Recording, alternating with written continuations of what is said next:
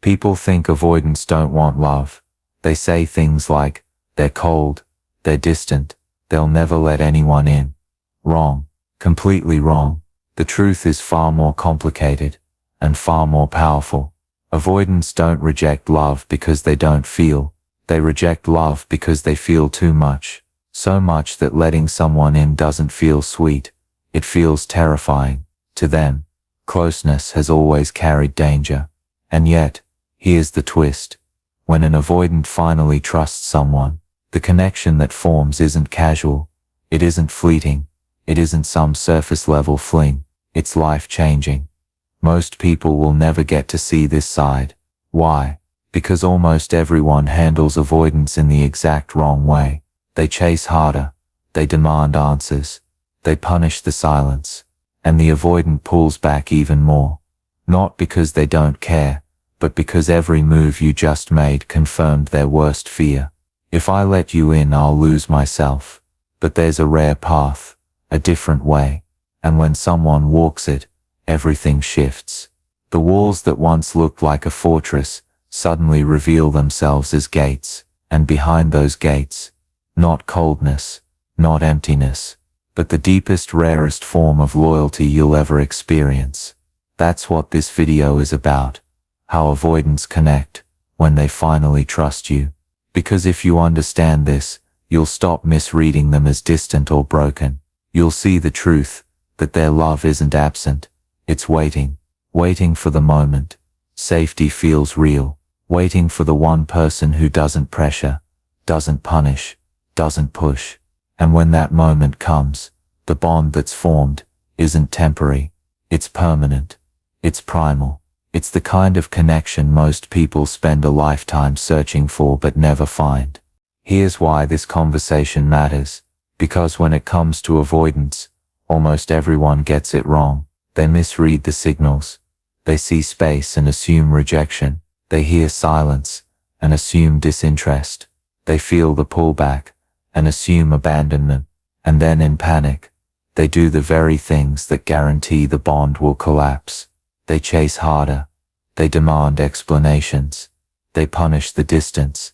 They make the avoidant feel trapped. And here's the tragedy. It's not that the avoidant didn't care. It's that the one rare chance to build trust got destroyed by misunderstanding. See, avoidants don't open up every day. They don't casually hand out trust. For them, trust is sacred. It's earned slowly, carefully, like a vault that only opens once in a lifetime. And if you force it open, if you try to pry the door before it's ready, the vault doesn't open. It slams shut. Permanently. That's why this matters. Because if you don't understand the truth, you'll keep misreading the very behaviors that could be signs of progress. You'll confuse space with abandonment, and quiet with apathy, and in doing so, you'll miss the single most profound bond you may ever have the chance to experience. Most people will never see what avoidant love looks like once trust is real. They'll only ever know the surface, the distance, the retreat, the walls. But if you get this right, if you learn how to walk steady instead of chasing, calm instead of punishing, patient instead of demanding, then you get to witness something extraordinary. And let me be clear, this isn't about romantic fantasy. This is about a connection that feels primal, permanent, unshakable, the kind of loyalty that once it's yours, it doesn't go away. That's the real cost of misunderstanding avoidance. It's not just a breakup. It's not just another failed relationship. It's losing access to a depth of love most people spend their entire lives searching for and never find. And that's why you can't afford to misread them anymore. Because when an avoidant finally trusts you, the way they connect isn't ordinary. It's life-changing. And that rare bond is worth everything. Let's bust the biggest myth right now. Avoidants aren't cold. They aren't detached. They aren't incapable of love. Behind that calm, composed exterior isn't emptiness. It's overflow. A storm most people never get to see. Here's the truth. Avoidants often feel more than the average person. Their nervous system is tuned to every shift in closeness, every change in tone, every potential threat to connection. But as kids, They learned something brutal. Showing emotions wasn't safe. Reaching out didn't bring comfort. It brought distance. Crying didn't bring someone closer. It left them alone. So their nervous system adapted. It learned, if I need less, I'll hurt less. That's not detachment. That's survival. Fast forward to adulthood, and what do you see? A person who seems strong, independent, maybe even untouchable, but inside, it's the same kid who learned that wanting closeness comes with a cost, so they built walls. And here's the paradox: those walls don't exist because they hate intimacy. Those walls exist because they crave intimacy so much, it terrifies them. Letting someone in feels dangerous, not because they don't care, but because they care so deeply. Think about that for a second. Imagine having oceans of love to give but living with the fear that if you show it, you'll be abandoned, rejected, or trapped. That's not indifference. That's heartbreak disguised as control. And here's the twist: those walls aren't permanent. They're not made of stone. They're gates. And gates can open. But not to just anyone. Only to the person who feels safe enough. Only to the one who proves, through patience, steadiness and consistency, that intimacy doesn't have to equal pain. So let's be clear. Avoidants aren't hiding because they don't care. They're hiding because they care so much. It overwhelms them. And when they finally trust you enough to lower those walls, what comes out isn't cold. It's loyalty, depth, a love that doesn't just fade when things get hard. It's a bond that imprints for life. That's the hidden truth. Avoidants don't run from love. They run from bad love. And the moment they realize you're not here to hurt them, their walls stop being protection against you and start being protection for you. Then one day, something shifts. It doesn't look dramatic from the outside. No fireworks, no rom-com soundtrack, no aha moment you can post on Instagram. But inside the avoidant, it feels seismic. They meet someone whose presence doesn't register as pressure, but as oxygen. With most people, closeness feels suffocating. But with this person, closeness feels like breathing for the first time.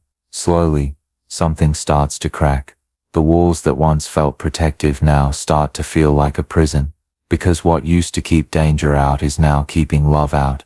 And that realization is terrifying, but it's also liberating. Here's the paradox. For avoidance, safety isn't found in intensity, it's found in steadiness. The turning point doesn't happen when someone chases harder, begs louder, or pushes stronger. It happens in quiet consistency, in the moment when they realize, this person isn't trying to trap me, they're letting me choose. And that choice changes everything. For the first time, the avoidant begins to unlock the gate, not because someone kicked it down, not because they were forced, but because something deep inside whispers this is safe. That's the secret. Avoidants don't open up in response to demands. They open up in response to safety.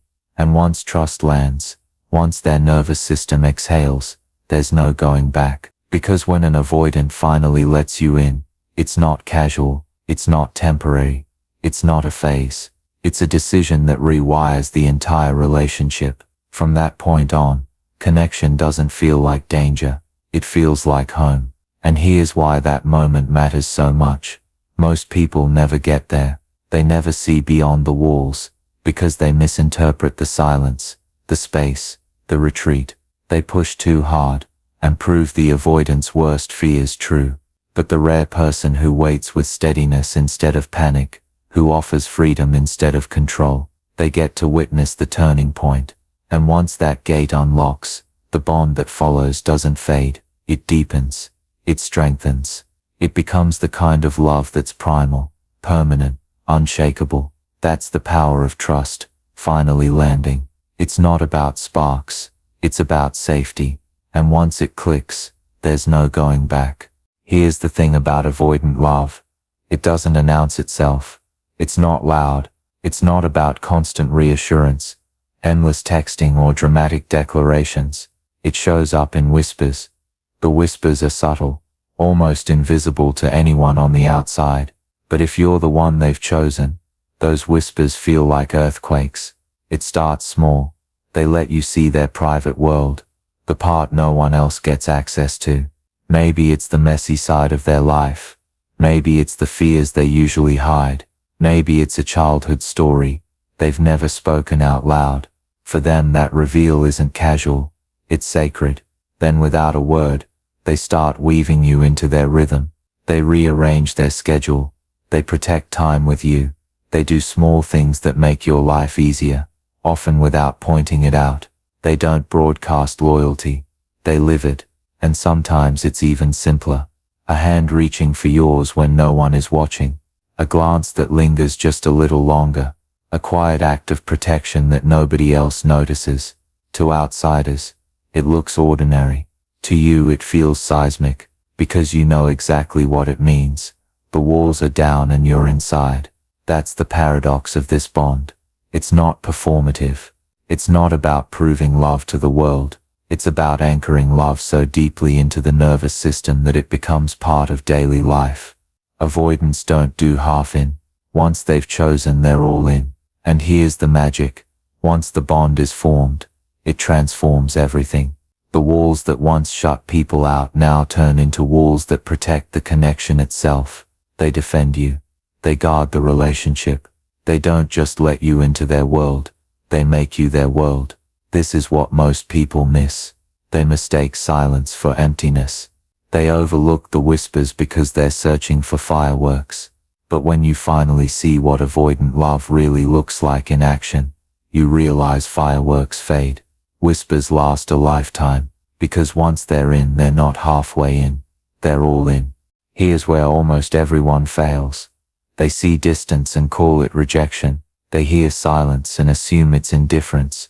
They feel space and take it as abandonment, and then they react.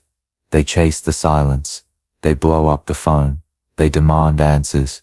Or they punish with anger, sarcasm, and withdrawal of their own. All of it in the name of saving the connection. But here's the paradox. Every one of those moves does the opposite. To the avoidant, chasing feels like pressure. Punishing feels like danger. Demanding feels like a cage. Their nervous system doesn't translate your panic as love. It translates it as threat. And once that flag goes up, once they decide, you're not safe, the bond is gone. Not out of anger, out of survival. That's the part most people never understand. Avoidants aren't playing games. They aren't testing to annoy you. They're scanning, can I trust you with my rhythm, or will you punish me for it? When the answer is punishment, panic, or pressure, the avoidant shuts down, not because they don't care, but because they have to protect themselves. Think about it. Their whole life, closeness has equaled pain. So if your reaction to their silence is chasing harder, you confirm their fear. If I let someone in, I'll drown. If your reaction to their space is punishment, you confirm the fear. If I show my needs, I'll be attacked. If your reaction to their hesitation is demand, you confirm the fear. Love is control. That's why most people never see the deeper side of avoidance. They fail the test before it even begins. They treat silence as a fight to win instead of a safety check to pass. They make it about themselves instead of realizing it's about the avoidant survival wiring. And here's the cost. You don't just lose the relationship, you lose the one chance to experience the rarest kind of bond. The one that only shows up when trust is fully earned. So remember this. Avoidants don't pull away because they don't care. They pull away because they're scanning. Is this safe? Most people answer that question wrong. That's why they never see what lies behind the walls. Here's the truth. Nobody tells you. Avoidants are always testing, not in a manipulative, game-playing way, in a survival way. Every silence, every pause, every withdrawal, it's not random. It's their nervous system, asking one question over and over. Are you safe? And here's the kicker. You don't even know you're taking the test. The first test is the silence test. When they go quiet, do you stay calm, or do you spiral? Do you blow up their phone, demand reassurance, or collapse in panic? Your reaction tells their body whether silence means chaos or safety. Pass this test, and you prove I won't fall apart when you need space. The second test is the distance test. They pull back, maybe for hours, maybe for days. To them, distance feels like breathing, but to most people, it feels like abandonment. Can you respect the rhythm without punishment? Or do you meet space with anger, guilt, or revenge? Fail that test, and the wall thickens. Pass it, and the wall softens. The third test is the consistency test. Avoidants grew up with broken patterns, affection given, then ripped away. So now they watch carefully. Are you steady today, tomorrow, and next week? Or do you shift with moods and demands? Consistency isn't just nice to have for them, it's oxygen. It's the proof that finally rewires their nervous system to relax. And then there's the control test. Do you love them as they are, or are you constantly trying to mold, fix or push them into your version of intimacy? If love feels like control, they retreat. But if love feels like freedom, they lean in. Here's the secret.